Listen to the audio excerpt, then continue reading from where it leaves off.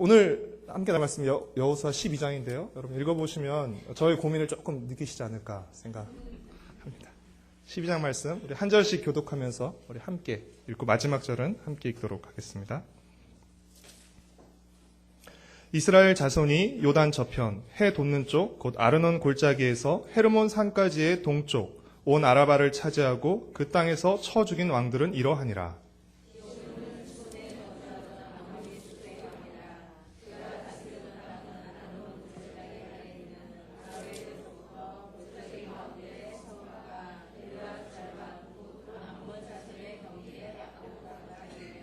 또 동방 아라바 긴네롯 바다까지이며 또 동방 아라바의 바다 곧 염해의 베디어시못으로 통한 길까지와 남쪽으로 비스가 산 기스까지이며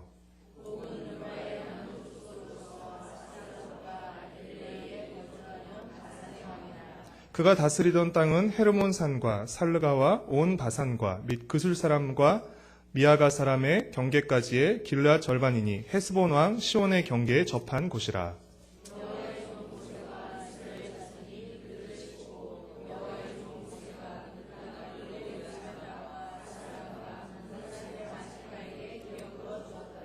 여호수아와 이스라엘 자손이 요단 이편 곧 서쪽 레바논 골짜기의 바알갓에서부터 세일로 올라가는 곳 한락산까지 쳐서 멸한 그 땅의 왕들은 이러하니라. 그 땅을 여호수아가 이스라엘의 지파들에게 구분에 따라 소유로 주었으니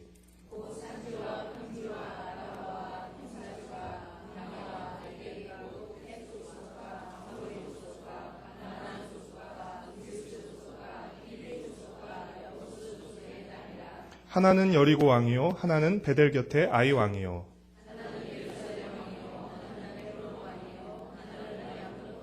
하나는 라기스 왕이요 하나는 드빌 왕이요 하나는 게델 왕이요 하나는 림나 왕이요 하나는 아둘람 왕이요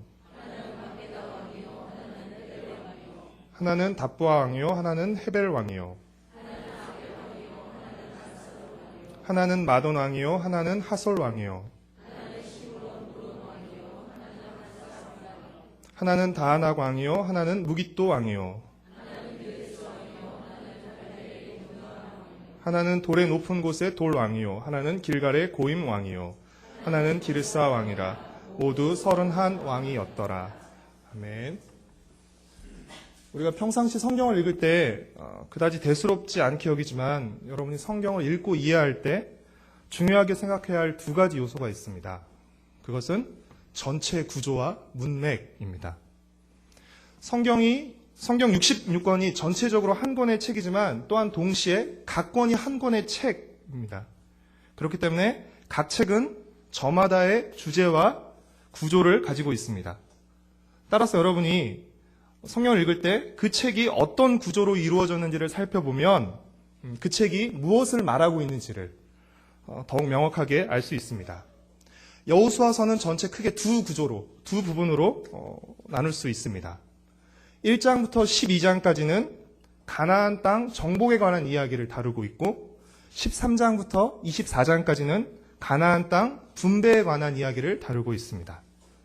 따라서 여호수아서의 전체 내용, 전체 주제는 뭐라고 말할 수 있을까요? 가나안 땅 정복과 분배라고 할 수 있습니다. 그렇다면 오늘 우리가 읽은 여호수아 12장은 이 여호수아서 전체의 구조 속에 어디쯤 위치하고 있죠? 네, 정복, 그렇죠? 1장부터 12장까지가 가나안 땅 정복에 관해서를 다루고 있는데 그 정복에 대해 다루고 있는 가장 마지막 부분, 즉 가나안 정복의 요약장이라고 할 수 있습니다. 6장부터 11장까지 이 전투를 중심으로 여리고성 전투, 아이성 전투, 그렇죠? 이 전투를 중심으로 가나안 정복을 다루고 있다면 12장은 무엇을 중심으로 가나안 정복을 다루고 있죠? 네, 여호수아와 이스라엘이 정복한 성읍들과 그 왕들을 통해서입니다. 12장은 지금까지 이스라엘이 정복한 성읍들의 이름과 왕들을 열거하고 있는데요. 12장을 또 보시면 12장도 두 부분으로 나눌 수 있습니다. 어떻게 나눌 수 있을까요? 네. 1절부터 6절까지 요단강 동쪽 지역에서 정복한 성읍과 왕들, 그리고 7절부터 24절까지 요단 서쪽 지역, 즉 가나안에서 정복한 성읍과 왕들을 기록하고 있습니다. 1절 말씀을 다시 한번 함께 읽겠습니다. 이스라엘 자손이 요단 저편 해 돋는 쪽, 곧 아르논 골짜기에 헤르몬 산까지의 동쪽 온 아라바를 차지하고 그 땅에서 쳐 죽인 왕들은 이러하니라. 요단 동편 지역의 정복을 이끌었던 사람은 누구였습니까? 모세였습니다. 그리고 모세는 요단 동편 땅을 정복하고 누구에게, 어떤 지파에게 나눠줬죠? 6절 말씀을 같이 읽겠습니다. 여호와의 종 모세와 이스라엘 자손이 그들을 치고 여호와의 종 모세가 그 땅을 루벤 사람과 갓 사람과 므낫세 반 지파에게 기업으로 주었더라. 요단 동편은 모세가 이끌어서 정복을 했습니다. 그리고 요단 동편의 땅은 루벤과 갓과 므낫세 반, 그렇죠? 므낫세 반 지파에게 그 땅을 분배했습니다. 그리고 모세의 뒤를 이어서 여호수아가 요단 서편, 즉 가나안 땅 정복을 이끌었습니다. 7절 말씀을 같이 읽겠습니다. 여호수아와 이스라엘 자손이 요단 이편 곧 서쪽 레바논 골짜기에 바알갓에서부터 세일로 올라가는 곳 할락산까지 쳐서 멸한 그 땅의 왕들은 이러하니라. 그 땅을 여호수아가 이스라엘의 지파들에게 구분에 따라 소유로 주었으니. 그러면서 9절부터 24절까지 여호수아와 이스라엘이 요단 서편에서 정복한 성읍들의 이름과 왕들이 길게 기록되고 있는데, 그렇죠? 모두 몇 개의 성읍과 왕이죠? 네, 24절 말씀을 같이 읽겠습니다. 하나는 디리사 왕이라 모두 31왕이었더라. 그렇죠? 요단 서편에서 정복한 성읍은 모두 31개의 성읍이었고 또 31명의 왕들을 이긴 것이죠. 여호수아와 이스라엘 자손이 가나안의 31개의 성읍을 정복했다는 것은 가나안의 주요한 성읍들을 모두 정복했다는 것을 의미합니다. 이 31개의 성읍은 가나안의 주요한 성읍이었지만 하지만 가나안의 모든 성읍은 아니었습니다. 13장 1절을 보면 아직 얻을 땅이 많이 남아있다고 기록하고 있기 때문입니다. 따라서 마치 11장과 12장까지만 보면 가나안 땅이 다 정복된 것 같지만 사실은 그렇지는 않습니다. 이게 완전하고 전면적인 정복이 아니라 포괄적이고 전반적인, 그렇죠? 주요한 성읍들을 정복했기 때문에 이제는 전체적으로 전반적으로 봤을 때 정복했다라고 말할 수 있는 그 수준에 오른 것이죠. 다시 말해서 이스라엘 12지파가 하나로 힘을 합쳐서 싸우는 전면전에서는 승리했습니다. 가나안 남부연합군 간의 전쟁, 가나안 북부연합군 간의 전쟁을 통해서, 그렇죠? 이스라엘 12지파가 하나로 힘을 합쳐 싸우는 전면전에서는 승리했지만 이제 각 지파가, 이스라엘의 각 지파가 자신들이 분배받은 땅에서 싸워야 하는 국지전은 아직 남아있는 상태라고 할 수 있습니다. 여호수아서 13장부터 21장까지는 요단 동편 땅을 분배받은 두 지파 반과 또 나머지 9지파 반에게 요단 서쪽 편의 땅, 즉 가나안 땅을 분배하는 내용이 기록되고 있습니다.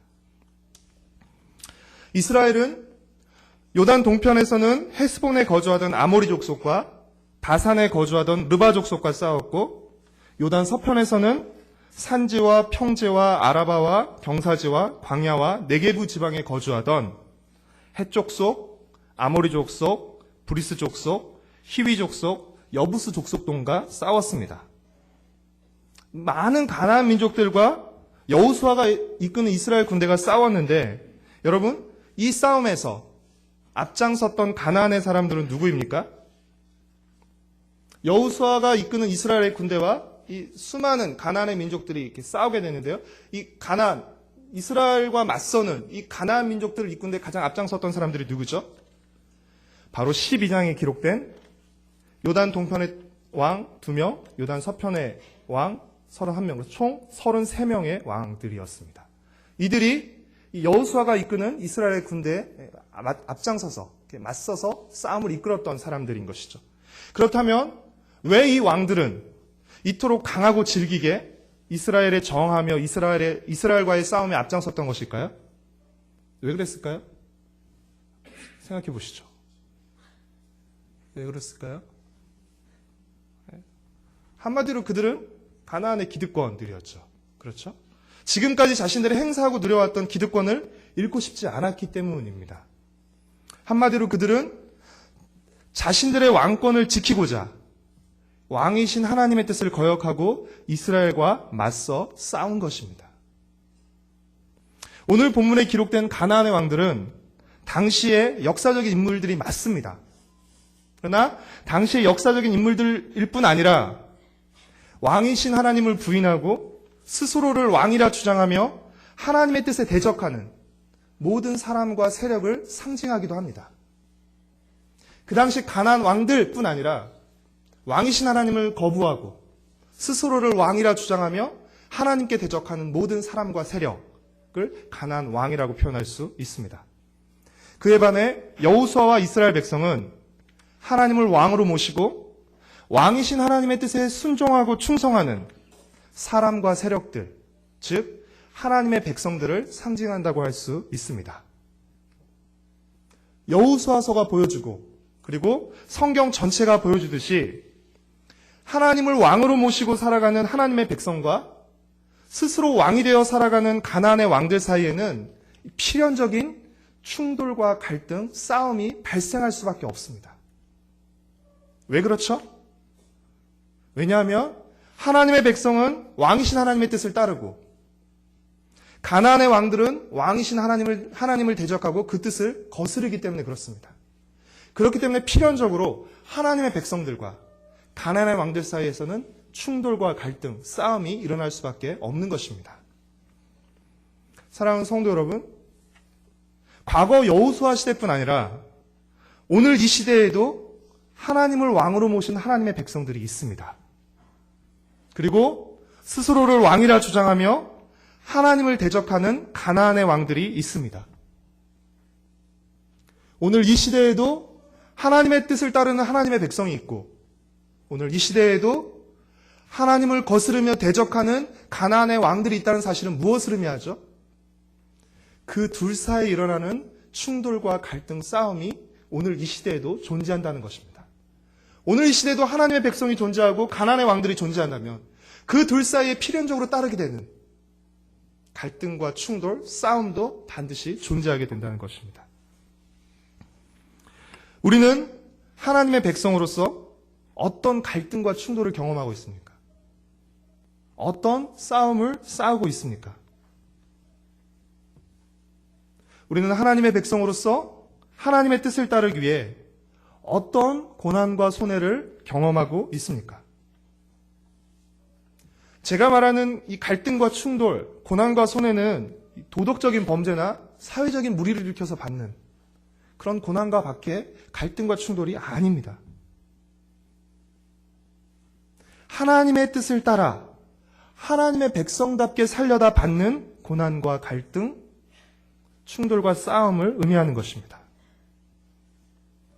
바울 사도는 디모데후서 3장 12절에서 무릇 그리스도 예수 안에서 경건하게 살고자 하는 자는 박해를 받으리라 라고 말씀하고 있습니다.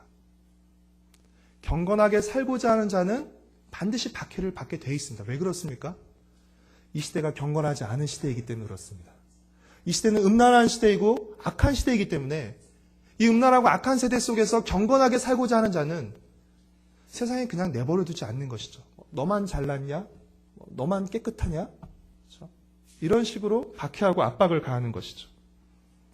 만약 우리가 하나님의 백성으로 사는데 아무런 갈등과 고민이 없다면, 고난이 없다면, 아무런 충돌이 없다면, 아무런 박해가 없다면 우리가 정말 하나님의 백성으로 올바르게 살고 있는지 진지하게 점검하고 고민해 봐야 할 것입니다.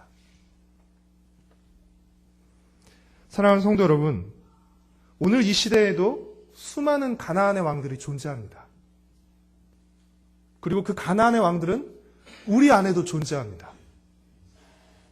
입술로는 예수님을 왕과 주인이라고 고백하면서도 왕이신 예수님의 뜻에 굴복하지 않고 내 뜻대로, 내 욕심대로, 내 욕망대로 하고 싶어하는 자기 중심성이 바로 가나안의 왕입니다. 우리는 자기를 부인함으로써 이 자기 중심성이라는 가나안의 왕과 맞서 싸워야 합니다. 우리가 신앙이 더 깊어지고 성숙해질수록 자기 중심성이 더 강화되는 것이 아니라, 그렇죠? 더 철저하게 자기를 부인하는 사람이 되어야 되는 것이 저는 마땅하다고 생각됩니다. 자기를 부인하고 자기 중심성이 약화된다는 것은 자기 정체성과 자존감이 떨어진다는 것을 말하는 것이 아닙니다. 그것은 점점 강해지지만 나의 중심성이 하나님의 뜻 앞에서 계속해서 낮아지고 약해지는 것이죠. 세례요한이 고백했던 것처럼 주는 흥하여야 하겠고 나는 쇠하게 되는 것이죠. 우리 사회에는 하나님을 부인하고 멸시하며 하나님을 삭제한 물질주의, 쾌락주의, 세속주의가 얼마나 만연하고 있습니까? 이것들이 바로 가나안의 왕들입니다. 우리는 하나님보다 돈을 숭배하는 물질주의와 맞서 싸워야 합니다. 필연적으로 이 싸움이 우리에게 요구되고 피할 수가 없게 되는 것이죠. 우리는 욕망과 쾌락을 하나님보다 더 사랑하는 쾌락주의와 맞서 싸워야 합니다. 우리는 하나님을 떠나고 하나님보다 높아지고 하나님을 대체하려는 모든 세속주의와 맞서 싸워야 합니다. 우리가 하나님의 백성으로서 우리 안과 우리 밖에 가나안 왕들과 맞서 싸울 때 기억해야 할 중요한 사실이 한 가지 있는데요. 그것은 눈에 보이는 가나안의 왕들 뒤에는 눈에 보이지 않는 배후가 있다는 것입니다. 그 배후가 무엇이죠? 우리 에베소서 6장 12절 말씀을 함께 읽겠습니다.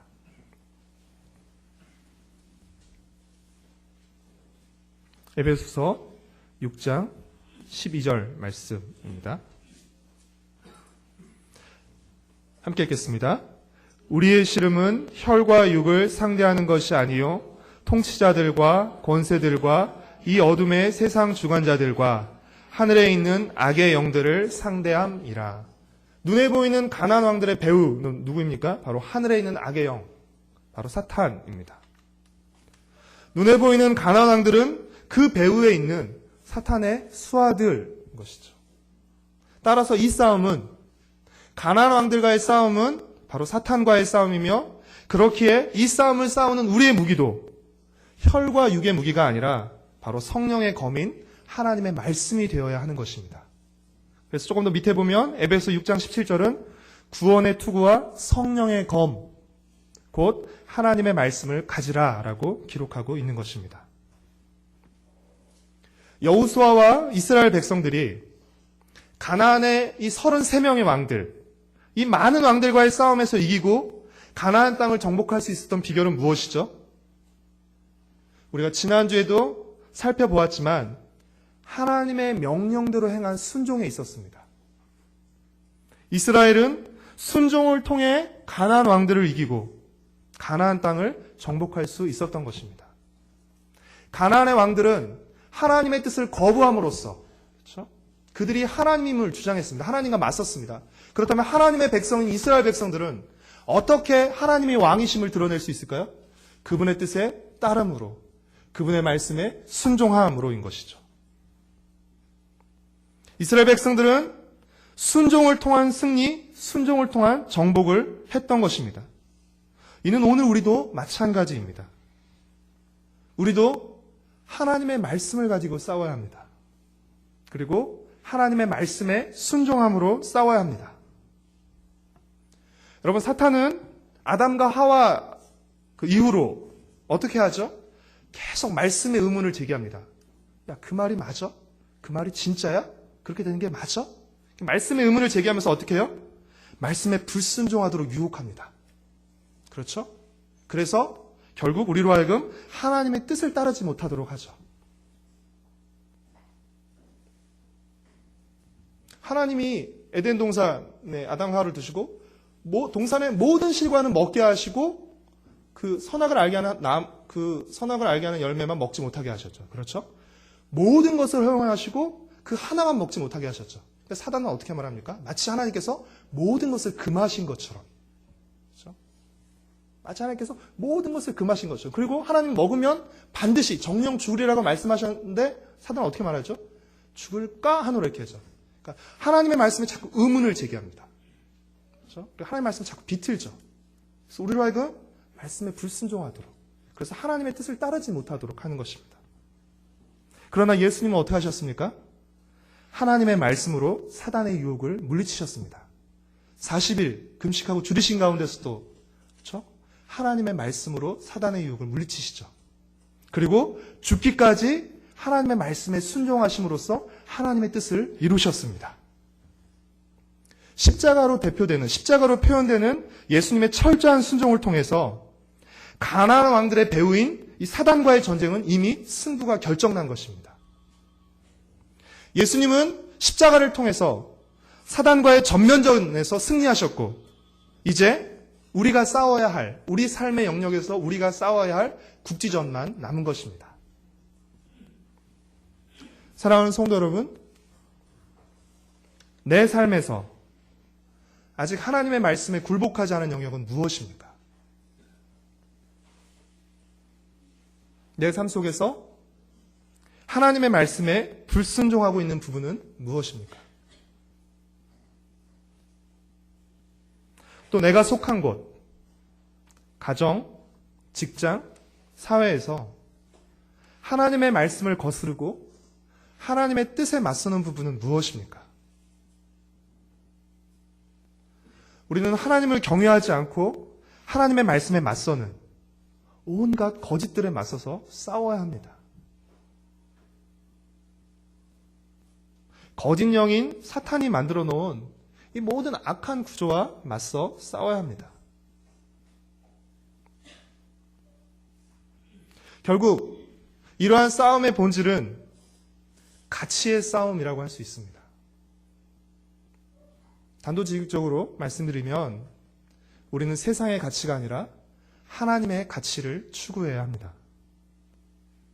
세상의 가치는 상대적이고 일시적이지만 하나님의 가치는 절대적이고 영원합니다. 우리는 변하고 썩을 가치가 아니라 변치 않고 썩지 않을 가치를 추구해야 합니다. 새벽 부흥회 때 이 불후가 썩지 않는 이라는 뜻이라는 걸 저는 배우고 굉장히 놀랐습니다. 불후의 가치를 추구해야 됩니다. 우리는 눈에 보이는 이 세상의 가치가 아니라 하나님이 말씀하시는 참된 가치를 추구해야 합니다. 결국 하나님의 말씀에 순종한다는 것은 무엇을 의미하죠? 하나님의 가치를 추구한다는 것을 의미하는 것입니다. 세상은 왕이 되려 하고 더 높아지려 합니다.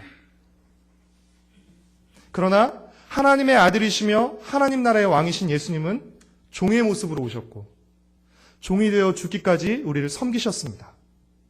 그리고 우리의 왕이신 예수님은 우리에게 섬김을 받는 자보다 섬기는 자가 더 큰 자라고 말씀하셨습니다. 우리 성도와 교회가 세상에 대해서 영향력을 갖는 비결은 세상적인 힘과 가치를 획득하고 추구하고 획득함으로써가 아니라 어쩌면 오히려 그것들을 무시하고 초연하면서 하나님의 가치를 추구할 때입니다. 오히려 교회가 세상의 가치에 초연할 때, 어쩌면 정반대로 나갈 때 성도와 교회는 세상을 향해 영향력을 갖게 되는 것입니다. 그래서 성도와 교회는 이 세대를 본받지 않고 예수님을 본받아야 하는 것입니다. 예수님을 본받는 것은 예수님의 가치를 추구하는 것이고 예수님의 길을 뒤따른다는 것을 의미하는 것입니다. 예수님의 길을 뒤따르기 위해서는 자기를 부인해야 하는 것이죠. 누구든지 나를 따라오려거든 자기를 부인하고 자기 십자가를 지고 나를 쫓을 것이니라고 주님께서 말씀하셨죠. 우리는 하나님의 가치를 말하고 노래하며 하나님의 가치를 추구해야 합니다. 결국 우리의 가치는 어떻게 결정되는 것이죠? 우리가 추구하는 가치에 의해 결정되는 것입니다. 우리가 추구하는 그 가치가 결국 우리의 가치가 되는 것입니다.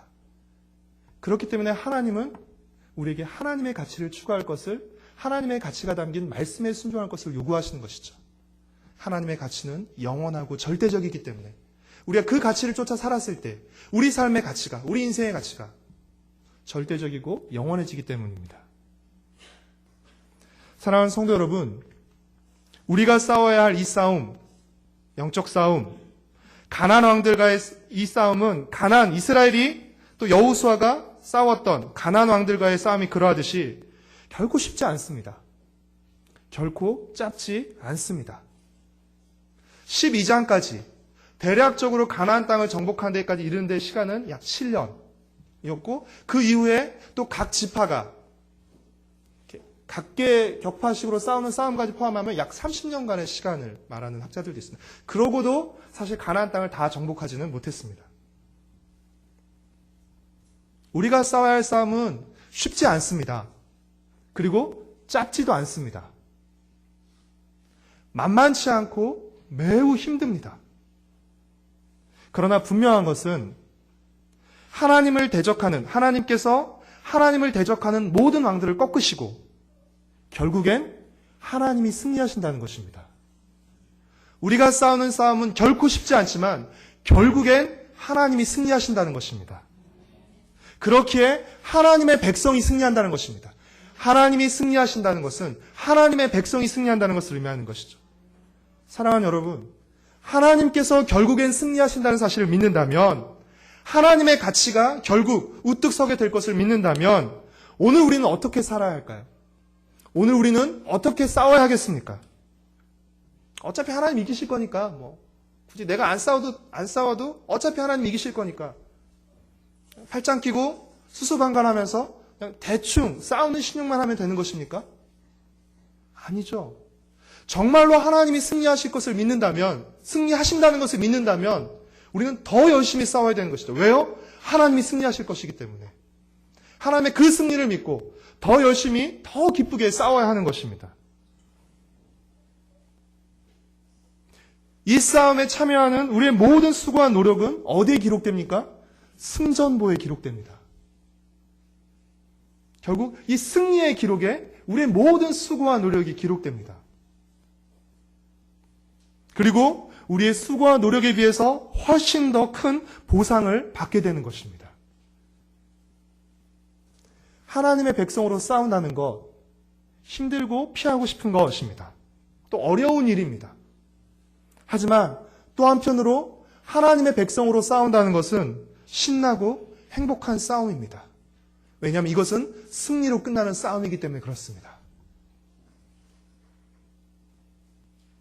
하나님을 왕으로 모시고 하나님의 말씀에 순종함으로써 하나님을 대적하는 모든 가나안 왕들과 그 배후인 사탄과 맞서고 하나님의 나라의 가치를 추구하며 하나님 나라를 확장하는 저와 여러분, 그리고 우리 가정과 새도록교회 공동체가 되기를 간절히 소망하고 축복합니다.